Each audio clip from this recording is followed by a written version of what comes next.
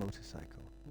At the start of the conflict, civilian motorcycles with limited horsepower, 175cc or 350cc, were requested by the army. Not adapted to war conditions, they were rapidly replaced by more powerful models, specially produced by various manufacturers. These served as machine gun motorcycles, ambulances and more. They were also essential for fast liaisons between units. Norton, Triumph and Royal Enfield produced sidecars for serial or fat tyre motorcycles. With the arrival of American forces in Europe, Harley-Davidson and Indian did so as well. Canary Girls. With the men away at war, women filled positions in the factories, including weapon factories. Shells contained a mixture of TNT and cordite, and weapon factory work involved mixing it by hand to fill the shells and bullets.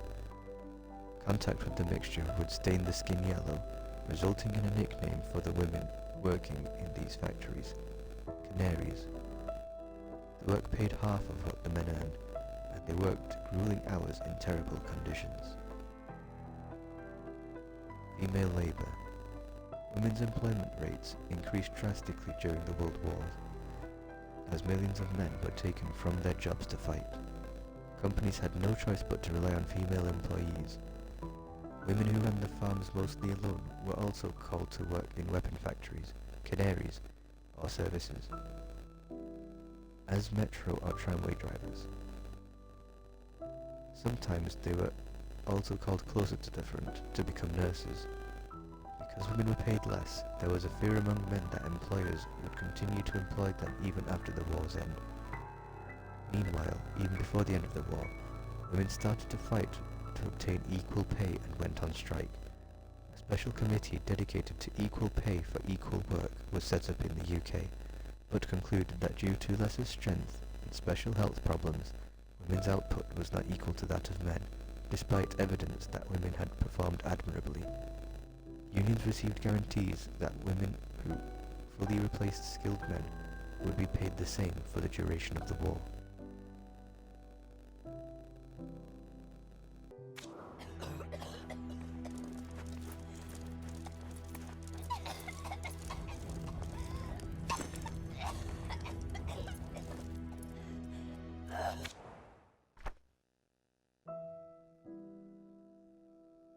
Christmas packages.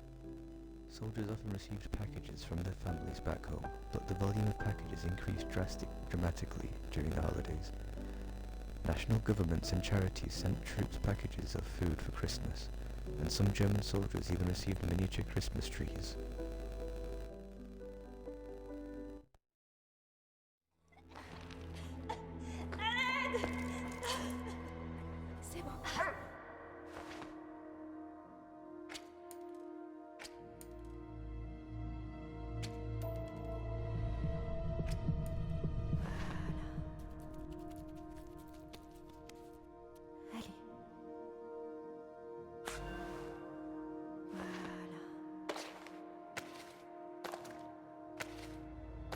Pas mieux.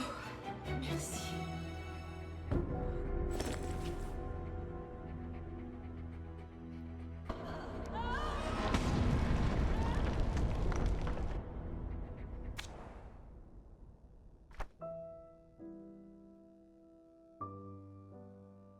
Wooden comb.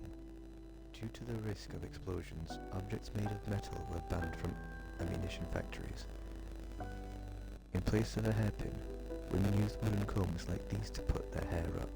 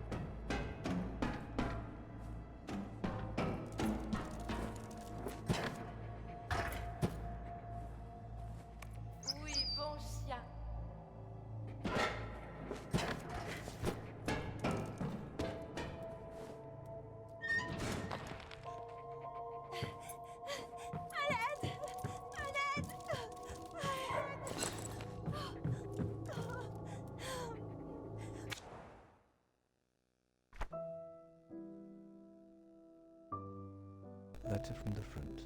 An estimated 10 billion letters and postcards were mailed during the war. They were often brief, but allowed soldiers and their families to stay in touch and share news. Soldiers didn't pay for postage, but their letters went through a strict censorship process, led by the censorship department, to protect sensitive information, and through a general monitoring, led by the postal control, to observe soldiers' morale.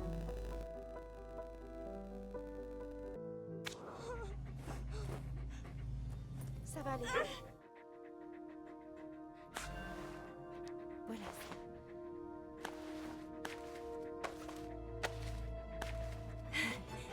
Merci.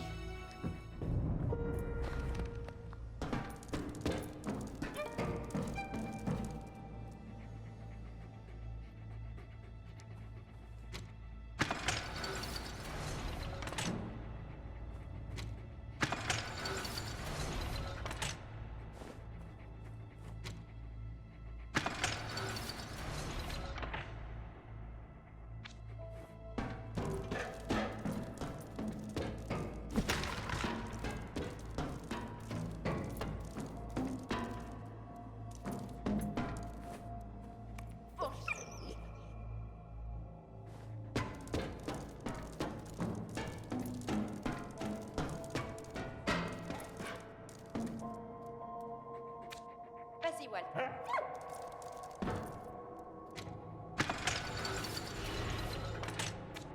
Allez, va, Walt.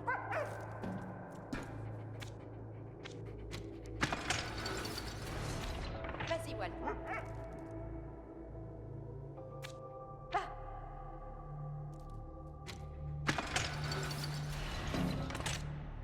Va.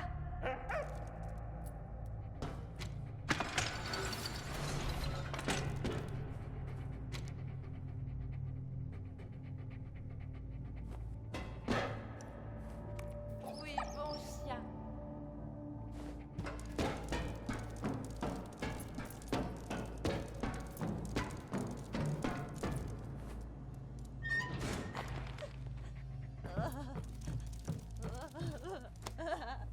Bon chien. Au secours.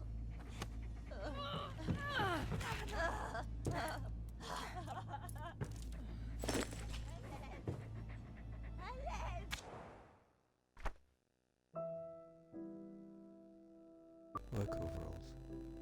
The war forced many changes to society, notably in industry. Women were hired in factories across the world producing weapons and ammunition. Flying in the face of gender conventions, many women wore overalls to work.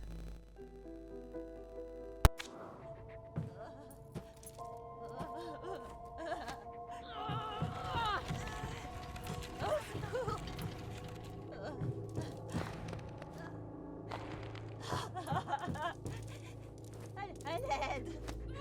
À l'aide.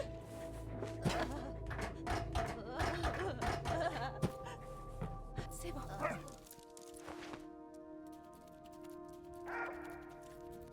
Courage, Nibon. Voilà. Oh, merci.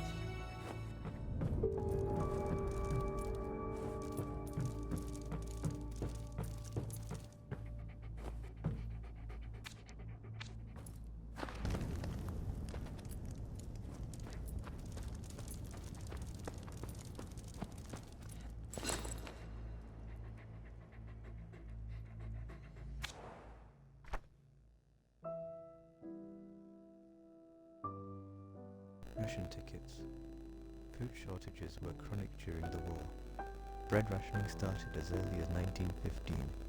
Staple foods such as bread, meat, pasta and rice were rationed.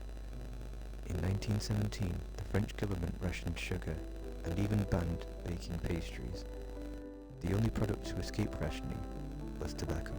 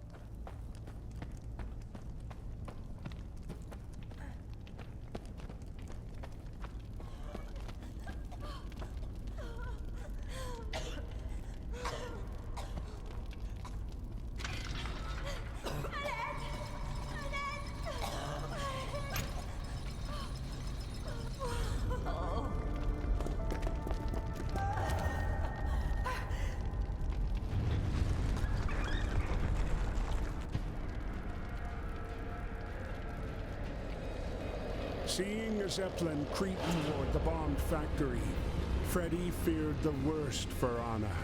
He hopped on his motorbike and raced to join her.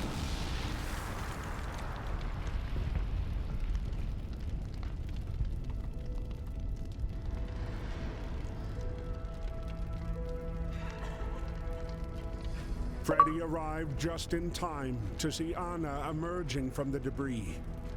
She had once again put her life on the line to save others.